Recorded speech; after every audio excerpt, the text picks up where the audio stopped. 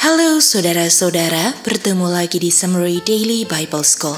Dan di summary ini kita akan belajar tentang Neither do I condemn thee, go and sin no more. Pertanyaan untuk membahas apa yang menjadi judul pelajaran kali ini, kita mau tanya bagaimana kita memperoleh righteousness. Karena saya tidak ada righteousness dan saya tidak bisa ada righteousness atau menghasilkan righteousness. Kita sudah belajar bahwa pohon yang tidak baik tidak bisa menghasilkan buah yang baik. Matius 12 ayat 33, pohon tersebut harus dibuat menjadi baik terlebih dahulu. Artinya kalau ada pertanyaan, bagaimana jadi good? Artinya caranya dibuat saja menjadi good. Nah, satu prinsip yang harus kita tahu, melanggar hukum moral sama dengan melanggar hukum kesehatan. Artinya kalau Tuhan sembuhkan kesehatan, Tuhan sembuhkan moralnya. Nah, sekarang kita mau cari tahu hukum moral sama dengan hukum kesehatan. Kita buka dalam cerita di Markus 2. Di situ ada orang yang lumpuh dan dia digotong oleh 4 orang temannya dan dibawa ke Tuhan Yesus. Dan teman-temannya membuka loteng dan menurunkan orang lumpuh tersebut untuk bertemu dengan Tuhan Yesus. Dan lumpuh ini adalah golongan masalah kesehatan tubuh. Artinya, yang Tuhan Yesus bilang adalah sakit moralmu disembuhkan. Karena kita tahu bahwa hukum moral sama dengan hukum kesehatan. Kalau sakit kesehatan sama dengan sakit moral. Jadi, kalau Tuhan Yesus melihat asap, dia akan matikan apinya terlebih dahulu. Dalam cerita ini, apinya adalah dosa. Jadi, dia sakit lumpuhnya itu karena dia melanggar hukum moral.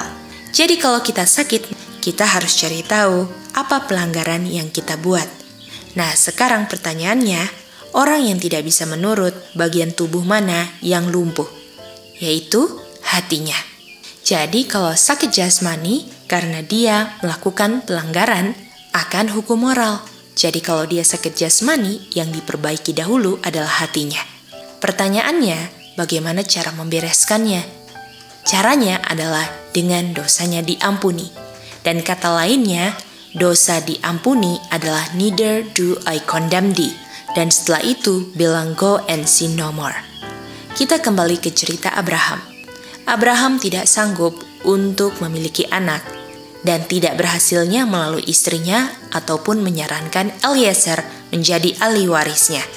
Dan keadaan Abraham ini adalah contoh ayat Roma 7 ayat 15 dan 18. Dan di ayat Roma 7 ayat 25 solusinya adalah I thank God through Christ. Dan kalau kita lihat ayat ini, kata yang sudah pasti ada walaupun tidak dibilang adalah kata praise. Karena praise and thanksgiving.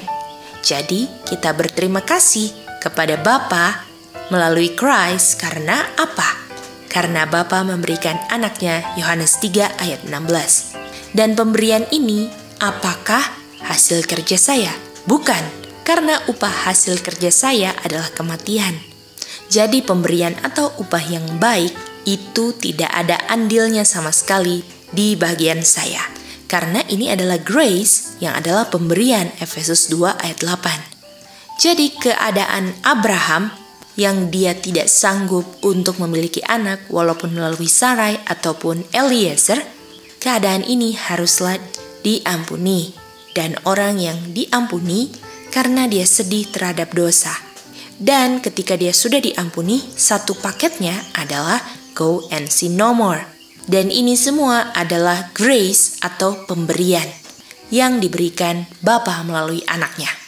Jadi, kalau kita lihat, orang itu diselamatkan by faith, not by obedience. Jadi, posisi Abraham yang sudah selamat atau diampuni dosanya by faith, sehingga dia dinyatakan righteous, dia dalam posisi selamat dan harus tetap continue go and sin no more. Kalau orang itu sudah dinyatakan righteous, orang itu menurut, dia tidak dalam posisi tidak righteous. Jadi ketika waktu Tuhan ampuni, dosanya nggak ada. Tetapi kenyataannya, walaupun saya diampuni, saya sebenarnya tidak righteous karena saya tidak bisa buat apa yang baik. Artinya, karena saya diampuni bukan artinya langsung saya bisa buat yang baik. Jadi, ketika saya diampuni, saya dibilang righteous, dan keadaan righteous ini saya pada awalnya tidak bisa buat apa-apa. Dan ketika setelah dibilang righteous, saya harus go and sin no more untuk mempertahankan righteousness. Makanya Roma 10 ayat 4, Kristus adalah the end of the law untuk saya punya righteousness. Artinya, ketika saya dibilang righteous, penurutan Kristus itu diberikan kepada saya, dan seakan-akan sekarang saya tidak pernah berdosa. Penurutan Kristus, Filipi 2 ayat 8, menurut sampai mati, ataupun kehidupannya, Matius 4 ayat 4, di mana setiap kehidupannya berdasarkan dari setiap firman yang keluar dari mulut Tuhan, seluruh kehidupannya seperti itu, Bapa lihat di saya ketika saya dinyatakan righteous. Jadi, ketika Bapa melihat saya, Bapa melihat anaknya. Jadi ketika saya dinyatakan righteous, walaupun saya tidak buat apa-apa karena saya tidak bisa buat apa-apa untuk melakukan yang baik, dinyatakan righteous itu karena penurutannya Kristus. Itulah definisi neither do I condemn thee atau diampuni. Tetapi setelah itu saya harus go and sin no more untuk menjaga righteousness-nya Tuhan Yesus. Oleh karena itu diberikan grace agar dapat tetap mempertahankan righteousness-nya. Lalu noda dosa kita dibersihkan dalam kita menjaga righteousness-nya Tuhan Yesus.